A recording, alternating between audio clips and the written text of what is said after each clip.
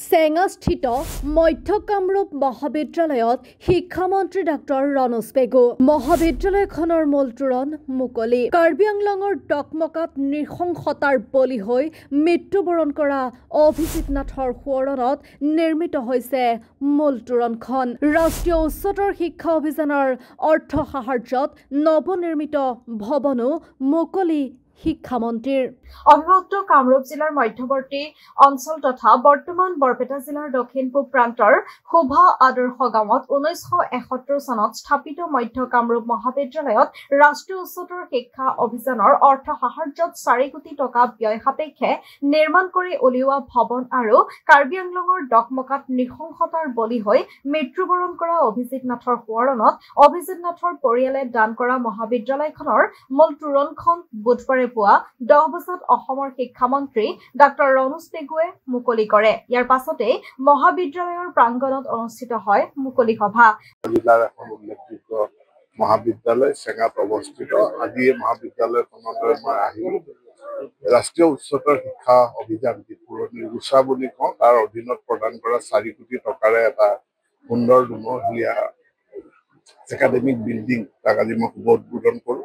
লগতে কাৰ্বি আংলঙত এক দুৰ্ভাগ্যজনক ঘটনাত প্ৰাণ হেৰুওৱা অভিনীল কাণ্ডত প্ৰাণ হেৰুওৱা অভিজিত নাথৰ স্মৃতিত তেখেতসকলৰ পিতৃ মাতৃ এই মহাবিদ্যালয়খনৰ কাৰণে এখন তোৰণ নিৰ্মাণ কৰি দিছে আৰু সেই তোৰণখনৰো আজি মই দুৱাৰ উন্মোচন কৰোঁ। প্ৰায় 1100 ছাত্ৰ ছাত্ৰী বৰ্তমান আছে এইখন মহাবিদ্যালয়। আজি মই আহ্বান জনাম এই মহাবিদ্যালয়খনক লাহে লাহে মাল্টিডিচিপ্লিনাৰী মহাবিদ্যালয় হিচাপে গঢ়ি তুলিব লাগিব। ছাত্ৰ ছাত্ৰীৰ ইনটেক কেপাচিটি আমি বঢ়াব লাগিব আৰু তাৰ কাৰণে এটা পৰিকল্পিতভাৱে আগবাঢ়ি যাব লাগিব। ৰাস্তাটোৰ কাষতে অৱস্থিত মহাবিদ্যালয়খনৰ যিখিনি সুবিধা আছে, যথেষ্ট মাটিও আছে, গতিকে আমি পূৰ্ণ সহায় সহযোগিতা অসমত প্ৰতি বছৰে 4 লাখ ল'ৰা ছোৱালীয়ে মেট্ৰিক দিয়ে, 3,20,000 30,000 ছাত্ৰ ছাত্ৰী হায়াৰ ছেকেণ্ডেৰী আৰু 1.5 লাখৰ পৰা 2 লাখ ছাত্ৰ ছাত্ৰী গ্ৰেজুৱেট হয়। তেওঁলোকৰ সংস্থাপনৰ স্থান ক'ত, এইটো এটা ডাঙৰ প্ৰশ্ন। এতিয়া এই বছৰ এইখন চৰকাৰে 5টা বছৰত আমি 1.5 লাখ নিযুক্তি দিছো, কিন্তু তাৰ আমিতো সকলোখিনিক আমি নিযুক্তি দিব পৰা নাই। সেইকাৰণে ইণ্ডাষ্ট্ৰিয়েলাইজেশ্যনটো খুব গুৰুত্বপূৰ্ণ, উদ্যোগীকৰণটো খুব গুৰুত্বপূৰ্ণ আৰু তাৰ বাবে মুখ্যমন্ত্ৰীৰ নেতৃত্বত এডভান্টেজ আছাম কৰি আমি অসমৰ বিভিন্ন স্থানত উদ্যোগ প্ৰতিষ্ঠাক আমি আগবঢ়াই নিব বিচাৰিছো। উল্লেখযোগ্য যে 2018 চনৰ 8 জুনত কাৰ্বি আংলঙৰ ডকমকাত সংঘটিত হৈছিল এক নৃশংস হত্যাকাণ্ড। 2 বন্ধু অভিজিত নাথ আৰু নীলোৎপল দাসে গুৱাহাটীৰ পৰা কাৰ্বি আংলং জিলাৰ ডিফু মহকুমাৰ কাংথিলাংছু জলপ্ৰপাতৰ সৌন্দৰ্য উপভোগ কৰিবলৈ গৈছিল। কাংথিলাংছু জলপ্ৰপাতৰ সৌন্দৰ্য উপভোগ কৰি উভতি অহাৰ সময়ত সোপা ধৰাৰ সন্দেহত স্থানীয় লোকে তেওঁলোকক আগচি ধৰি নিৰ্মমভাৱে আক্ৰমণ কৰে। গণ আক্ৰমণৰ ফলত অভিজিত নাথ আৰু নীলোৎপল দাসে মৃত্যুবৰণ কৰিবলগীয়া হৈছিল। অভিজিত নাথৰ পৰিয়ালৰ লোকে অভিজিত নাথৰ স্মৃতি যুগমীয়া কৰি ৰখাৰ উদ্দেশ্যে মধ্য কামৰূপ মহাবিদ্যালয়ৰ মূল তোৰণখন নিৰ্মাণ কৰি দিয়া বুলি অভিজিত নাথৰ পৰিয়ালে উল্লেখ কৰে।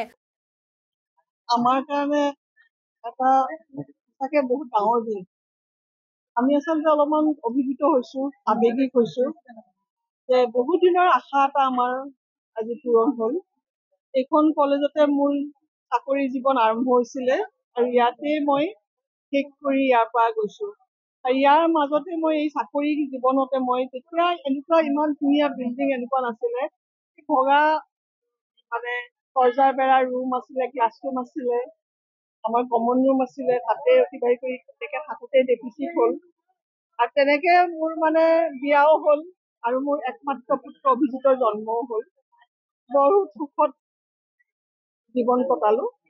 কিন্তু হঠাতে আমাৰ 2018 চনৰ 8 জুনত ইমান ডাঙৰ ধুমুহা, আপোনালোকে মিডিয়াৰ মানুহে সকলোতকৈ বেছি ভালদৰে জানে আমাৰ ঘটনাটো, গতিকে তাৰ পিছতে আমি অলপ আমাৰ গোটেই জীৱনটো স্থবিৰ হ'ল। কিন্তু লাহে লাহে মানে আমি এটা পণ ললো যে ল'ৰাটোক আমি শ্ৰাদ্ধ পাতি মৰিবলৈ নিদিওঁ, জীয়াই ৰাখিম।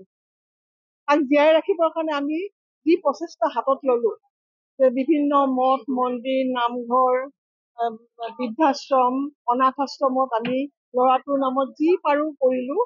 আৰু সেই ল'ৰাটোক জীয়াই ৰখাৰ যিটো এটা প্ৰচেষ্টা, সেই প্ৰচেষ্টাৰে অংশ হৈছে আজি মই চাকৰি কৰা কলেজখনৰ এই তোৰণখন।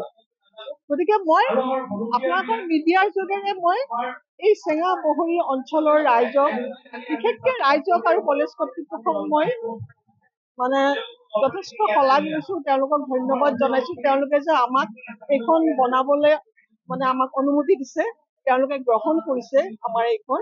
আৰু তাৰোপৰি তেওঁলোকক মানে মই এটা কথাই অনুৰোধ কৰিম যে মই চাকৰি কালত এই চেঙাপহৰীৰ ওচৰে পাজৰে যিমান অঞ্চল আছিলে তেওঁলোকৰ পৰা মই ইমান মৰম আৰু আশীৰ্বাদ পাইছোঁ যে মই আচলতে ইয়াতে মই অস্থায়ীভাৱে আহিছিলোঁ, যে কেইদিনমানৰ কাৰণে আহিছিলোঁ। দেউতাই মোক কৈছিলে যে অভিজ্ঞতা দৰকাৰ, পাছ কৰাৰ লগে লগে মই আহিব খোজা নাছিলোঁ, কিন্তু আহিব দিলে। কিন্তু অভিজ্ঞতা বুটলিব আহি পেলাই মই ইয়াতে এনেকে স্থায়ী হৈ গ'লো যে চাকৰি জীৱন ইয়াত ডেফিচিট হ'ল, চাকৰি জীৱনো শেষ কৰি মই গুচি গ'লো। তাৰপিছত মোৰ ল'ৰাটোতো ইয়াৰে শৈশৱকালটো ইয়াৰে বতাহ পানী খায়ে ডাঙৰ হ'ল। হয়তো এনেকুৱা হ'ব পাৰে যে এই অঞ্চলৰ লগত মানে মোৰ ল'ৰাটোৰ কিবা এটা সংযোগ আছিলে, আৰু সেই সংযোগতে মানে কি হ'ল যে আজি এই তোৰণখন নিৰ্মাণ হ'ল। আপুনি বাৰু উমৰাহ কৰিবলৈ আগ্ৰহী নেকি? আলিফ উমৰাহ ট্ৰেভেলছে আপোনাৰ বাজেটৰ ভিতৰত আগবঢ়াইছে কেতবোৰ আকৰ্ষণীয় পেকেজ। আমাৰ পেকেজসমূহ হৈছে ছুপাৰ চেভাৰ ৮৫,০০০ৰ পৰা ডায়মণ্ড ১,১০,০০০লৈকে। এতিয়া আৰু অপেক্ষা কিহৰ? আজিয়ে 7002343617 নম্বৰত যোগাযোগ কৰক আৰু বুকিং কৰক আপোনাৰ পচন্দৰ পেকেজ। বিশ্বমানৰ সেৱাত অসমৰ ভিতৰত শ্ৰেষ্ঠ আলিফ উমৰাহ ট্ৰেভেলছ।